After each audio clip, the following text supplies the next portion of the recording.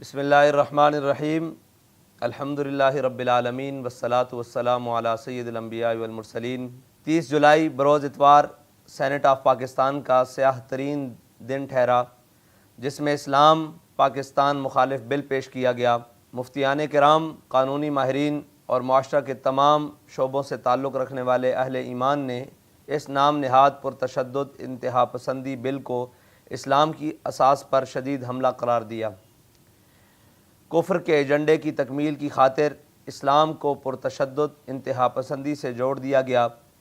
شہریوں کے بنیادی حقوق پامال کیے گئے، انسانی حقوق کی سنگین خلاف ورزی کی گئی،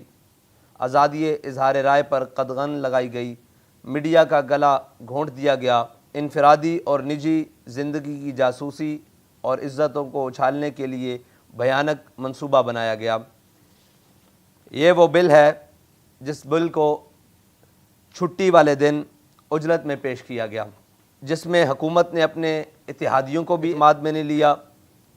اور جب یہ مذموم بل پیش کیا گیا تو ارکان سینٹ بھی محو حیرت تھے کہ یہ شب خون کیسے مارا گیا۔ اس بل نے ہر پاکستانی کے دل کو چھلنی کر دیا، غریب عوام کے حقوق پر ڈاکہ ڈالا، میڈیا کی آزادی کو سلب کر لیا اور قادیانیوں کو مسلم قرار دینے کی کوشش کی گئی۔ وہ شہری جو اپنے حقوق کی آواز اٹھانا چاہتا ہے، اس حق کو یہ بل انتہا پسندی، افراتفری اور شر انگیزی کہتا ہے۔ جو شخص اپنے حقوق کی آواز بلند کرے یا کسی بھی معاملات میں حکومت کے خلاف بات کرے تو اس کی نجی زندگی کو تباہ کرنے کے لیے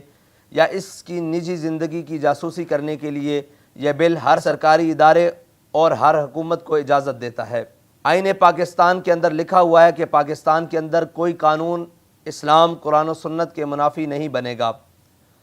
یہ بل اسلام کی ہر بات سے ٹکراتا ہے، اسلام کی ہر تشریع سے ٹکراتا ہے، اسلام کے ہر قانون اور احکامات کے متصادم ہے۔ امام الانبیاء حضور پرنور شافع یوم النشور صلی اللہ تعالیٰ علیہ وسلم کے ہر فرمان سے ٹکراتا ہے، تو یہ بل صاف ظاہر ہے کہ شریعت کے بھی متصادم ہے، اسلام کے متصادم ہے اور آئین پاکستان کے بھی متصادم ہے۔ سب سے بڑھ کر بل کے مندرجات کے مطابق دین، شاعر اسلام، مقدسات اسلام اور ختم نبوت کی توہین اور کھلم کھلا گستاخی کرنے والے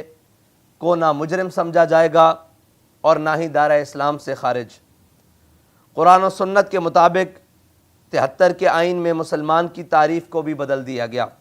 چنانچہ قادیانی اور گستاخان مقدسات اسلام کو بھی مسلمان کہنے کی مذموم جسارت کی گئی۔ نیز 295 کے قانون کو عملاً غیر مؤثر قرار دینے کی بھرپور ناکام کوشش کی گئی۔ اسلامی فکر کی آبیاری کرنے والے مدارس اسلامیہ کے نقوش کو مٹانے کے مذموم عزائم جیسے بدترین کفر کے ایجنڈے کو شامل کیا گیا۔ تحریک لبیک پاکستان اس اسلام مخالف بل کی شدید مذمت کرتی ہے اور کفر کے تمام منصوبوں کے خلاف ہمیشہ میدان عمل میں ہے، اور تحفظ اسلام، تحفظ ختم نبوت، تحفظ ناموس رسالت اور تحفظ نظریہ پاکستان، بقائے پاکستان اور حقوق عوام کے لیے ہمیشہ میدان عمل میں رہے گی۔ تحریک لبیک پاکستان ہر اس کردار کو بے نقاب کرے گی جس نے یہ بل پیش کیا یا جس کی خواہش پر پیش کیا گیا یا جو اس پر خاموش تماشائی یا خاموش حامی رہے۔ انشاءاللہ تحریک لبیک پاکستان اس کو بے نقاب کر کے عوام کے سامنے لائے گی۔ اس بل کے ظاہری و پوشیدہ کرداروں کو اور کفر کے اعلی کاروں کو یہ پیغام دینا چاہتے ہیں کہ انشاءاللہ اسلامیان پاکستان تحفظ اسلام کے لیے، تحفظ پاکستان کے لیے اور حقوق عوام کے لیے اپنے آخری خون کے قطرے تک قربانی دینے کے لیے تیار ہیں، اور اگر کسی بھی غیر ملکی ایجنٹ کو اور کسی بھی غیر ملکی اشارے پر چلنے والے کو یہ غلط فہمی ہے کہ پاکستان کے اندر اسلام کی اساس کو مٹا دیا جائے گا یا پاکستان کے آئین کو ختم کر دیا جائے گا یا جس مقصد کے لیے پاکستان کو بنایا گیا یا جس مقصد کے لیے پاکستان لیا گیا اس کو ختم کر دیا جائے گا، یہ اس کی ایک خام خیالی ہے۔ انشاءاللہ جب تک پاکستان میں امام الانبیاء صلی اللہ تعالیٰ علیہ وسلم کے عشاق بستے ہیں اور اپنے وطن سے محبت کرنے والے پاکستانی رہتے ہیں، اس آخری سانس تک تحفظ اسلام کے لیے، تحفظ پاکستان کے لیے اور عوام کے حقوق کے لیے انشاءاللہ میدان عمل میں رہیں گے.